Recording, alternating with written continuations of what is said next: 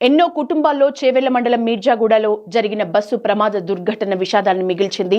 అక్క పెళ్లి నిమిత్తం వచ్చిన ముగ్గురు చెల్లెళ్లు హైదరాబాద్కు వెళ్తూ బస్సు ప్రమాదంలో మృత్యువాత పడటంతో ఆ కుటుంబంలోని ఆనందం క్షణాల్లో ఆవిరైపోయింది. తాండూరు నియోజకవర్గం యాలాల మండలం పేర్కొంపల్లికి చెందిన ఎల్లయ్య గౌడ్ చాలా ఏళ్ల క్రితం తాండూరు పట్టణానికి వలస వచ్చి ఉంటున్నారు. ఆయనకు నలుగురు కూతుళ్లు, ఒక కుమారుడు ఉన్నారు. పట్టణంలోని వడ్డెర గల్లీలో ఉంటూ ఎల్లయ్య గౌడ్ ట్రావెల్ ఏజెన్సీని నడిపిస్తూ పిల్లల్ని చదివించారు. 15 రోజుల కిందటే పెద్ద కూతురు వివాహాన్ని ఘనంగా జరిపించారు. రెండో కూతురు అనుష ఎంబీఏ చదువుతూ ఉద్యోగం చేస్తోంది.